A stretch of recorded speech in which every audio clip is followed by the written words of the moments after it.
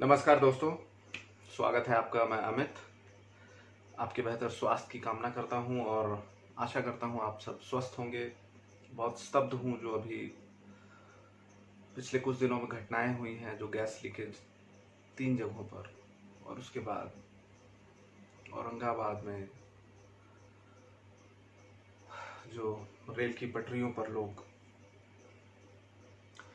लेकिन देखिए, ये इतने इंसिडेंट्स होने के बाद मुझे ये समझ में नहीं आया। मैंने थोड़ा विचार किया और ये जानने की कोशिश की कि आखिर भारत में जो सरकारें रही हैं उनके इतने प्रयास के बाद भी यहाँ का जो किसान है वो और किसान गरीब क्यों होता जा रहा है, और किसान खेती छोड़कर दूसरे क्षेत्रों की ओर क्यों भाग रहा है।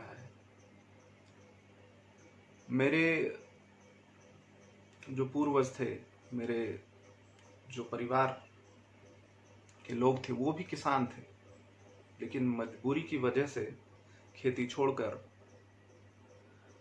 उन्हें इस शहर में, दिल्ली में आना पड़ा और नौकरी का दामन थामना पड़ा। मैं स्वयं काफी समय से इस पर विचार कर रहा हूं कि दोबारा खेती की शुरुआत की जाए, लेकिन उससे पहले मैंने कुछ डेटा आप लोगों के लिए निकाला है। हालांकि इस डेटा में जो बदलाव आपको नजर आएगा वो कहीं ना कहीं अविश्वसनीय भी लगता है, लेकिन फिर भी जो डेटा है हमें उसी पर भरोसा करना पड़ेगा।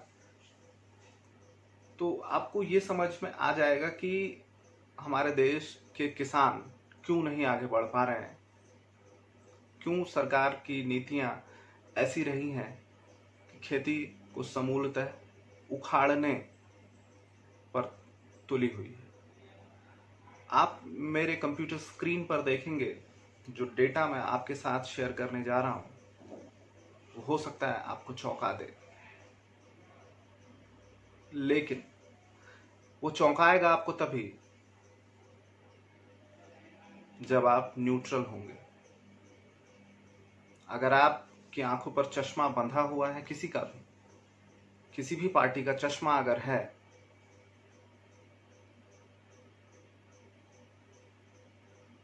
तो शायद ये डेटा आपको ना चौंका पाए। जो डेटा मैं आपके साथ शेयर कर रहा हूं वो गवर्नमेंट का ही डेटा है, कोई प्राइवेट एजेंसी का डेटा नहीं है। तो गवर्नमेंट का डेटा मैं आपके साथ शेयर करने जा रहा हूं। स्क्रीन पर आप देखेंगे, देखिए, एग्री एक्सचेंज डॉट apeda.gov.in, इस वेबसाइट पर मैं हूं। APEDA agri exchange, the changing face of agri business, APEDA, इसकी वेबसाइट पर हूं और आपको मैं डेटा जो दिखाने जा रहा हूं, India export of principal commodities all agricultural products, ठीक है। यही डेटा मैं आपके साथ शेयर करने जा रहा हूं और इसी डेटा को मैं दिखा देता हूं ताकि कोई गुंजाइश ना रहे डाउट की। यहां से आप खुद भी डेटा चेक कर सकते हैं। लोग यहीं से ये डेटा मैंने एक्सेल शीट में डाउनलोड कर लिया है ताकि सही से आपको दिखा सकूं। और अब मैं एक्सेल शीट को खोलने जा रहा हूं। जी हाँ, ये एक्सेल शीट पर आप देखेंगे मैं मुख्यतः सिर्फ एक एग्रीकल्चरल प्रोडक्ट की बात कर रहा हूं, तो आपको सारा खेल समझ में आ जाएगा। आइए थोड़ा सा ऊपर मैं दिखा देता हूं। कंट्री नेम, रीजन, ऑल, सभी देशों का डेटा है। ये 2009-10 से लेकर 2018-19 तक का डेटा आपके साथ मैं आपके समक्ष रख रहा हूं। और ये एक्सपोर्ट का डेटा है, ठीक है। तो आइए सबसे पहले मैं आपको व्हीट का एक्सपोर्ट दिखाता हूं। मैंने आपको बताया 2009-10 से, और ये जो अमाउंट है वो करोड़ में है। तो आइए व्हीट का डेटा देखते हैं। और जो क्वांटिटी है वो मीट्रिक टन में है।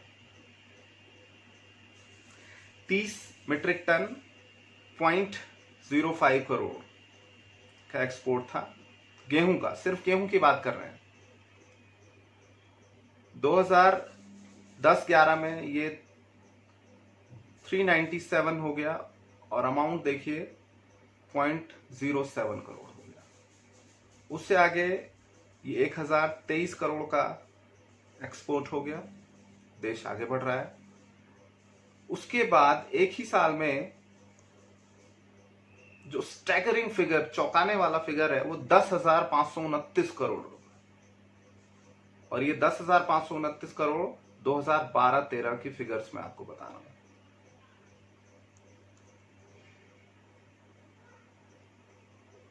$10,529 करोड़ रुपए का एक्सपोर्ट गेहूं का, जो कि 2013-14 में 9,277 करोड़ का हुआ। 2014-15 में 4,974 करोड़ का हुआ, और उसके बाद बिल्कुल घटकर 972 करोड़, फिर 444 करोड़, फिर 431 करोड़, फिर 369 करोड़। तो ये 2-3 साल के जो फिगर्स हैं, जो 1,023 करोड़ से एकदम से बढ़कर 10,529 करोड़ हो गए, ये कहीं ना कहीं भरमाने वाला डेटा है। और उसके बाद 9,277 करोड़ से 4,974, और उसके बाद सीधा 972 करोड़। ये इतना बड़ा गैप नहीं हो सकता। ये प्रैक्टिकली पॉसिबल तो नहीं लगता है। ठीक है, चलिए मैं मान लेता हूं ये डेटा बिल्कुल सही भी है। देश आगे बढ़ रहा है, एक्सपोर्ट ही तो है। चलिए अब मैं आपको व्हीट का इंपोर्ट डाटा दिखाता हूं। समय वही,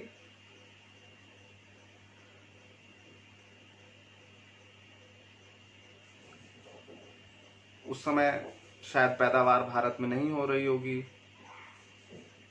किसान हमारे यहाँ काम नहीं करते हैं। तो 231 करोड़ रुपए का गेहूं का आयात हुआ, इंपोर्ट हुआ। 255 करोड़, फिर सिर्फ 0.08 करोड़, फिर 6.03 करोड़, फिर 26.72 करोड़, फिर 61.35 करोड़। अब यहां पर समझने वाली बात यह है कि जिस वर्ष में आप 10,000 करोड़ का गेहूं एक्सपोर्ट कर रहे हैं, वहां पर आपको 26 करोड़ रुपए की गेहूं मंगवाने की क्या जरूरत है? सोचने वाली बात है। 9,000 करोड़ रुपए का गेहूं आप बाहर भेज रहे हैं, तो 61 करोड़ का गेहूं मंगवाने की क्या जरूरत है?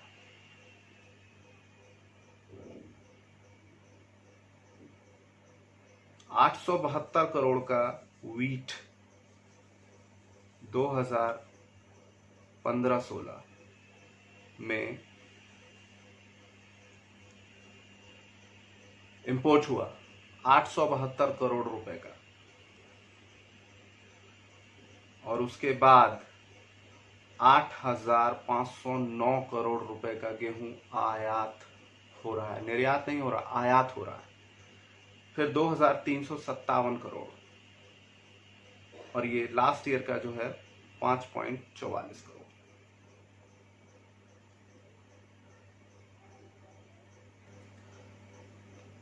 ये सिर्फ मैंने आपको ये सिर्फ एक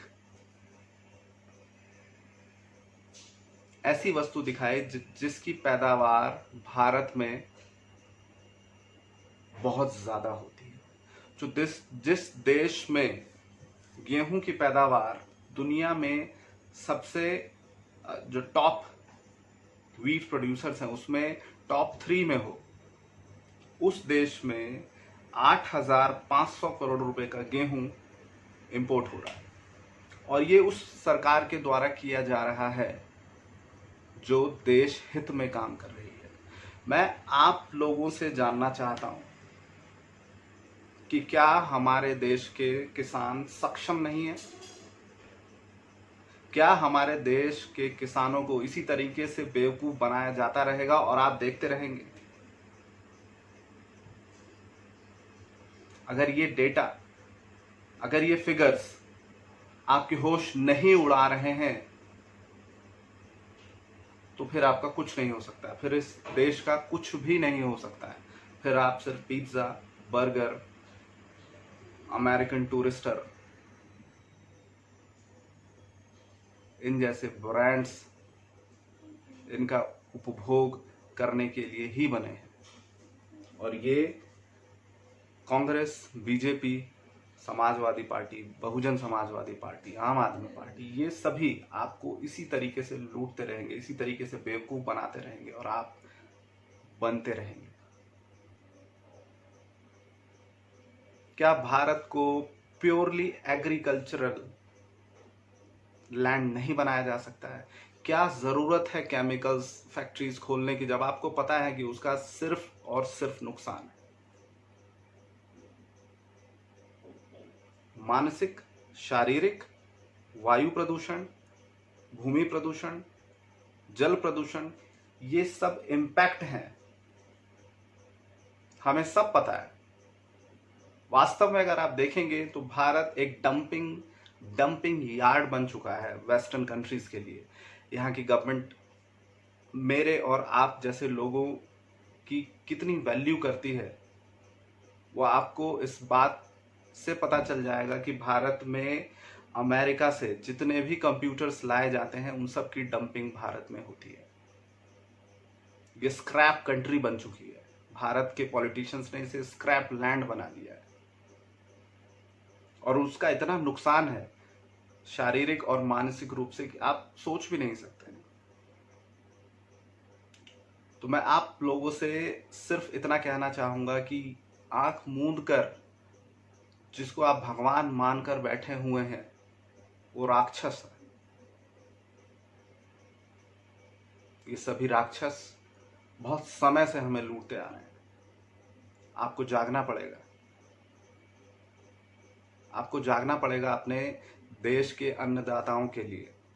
वो दिन दूर नहीं जब आप दोबारा गुलाम बनने वाले हैं। अगर यही स्थिति रही तो भारत को इस टेक्नोलॉजी के दौर में भी 8,500 करोड़ रुपए का गेहूं निर्यात करना पड़ रहा है, आयात करना पड़ रहा है, इंपोर्ट करना पड़ रहा है। क्यों? क्योंकि पॉलिसीज ऐसी हैं। भारत के अन्नदाता, भारत के किसान, भारत के किसानों के नाम पर लड़ने वाले संगठन किसानों को सिर्फ और सिर्फ बेवकूफ बना रहे हैं। हमें जागना पड़ेगा, हमें सोचना पड़ेगा। और अगर नहीं जागे तो वो दिन दूर नहीं कि हम खाने को तरसेंगे।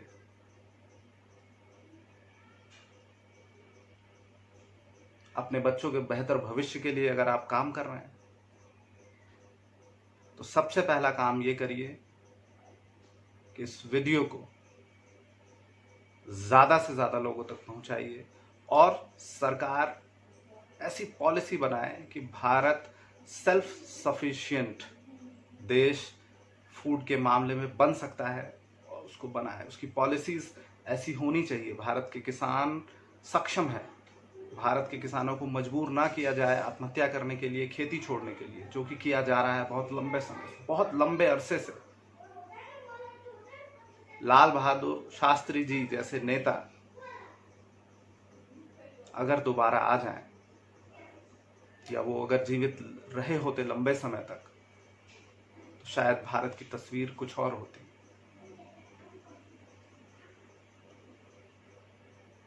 बहुत दुख होता है कि जिस देश के लिए भगत सिंह, चंद्रशेखर आजाद, इन लोगों ने अपने जीवन की कुर्बानी दे दी, उस देश की ये हालत है।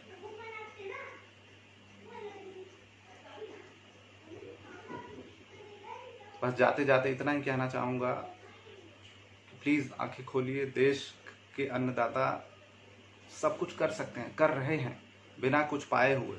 सोचिए अगर हम उनके साथ मिल जाएं तो क्या नहीं कर सकते। अपना ध्यान रखिए, अपने परिवार का ध्यान रखिए, अपने देश का ध्यान रखिए। धन्यवाद। जय हिंद।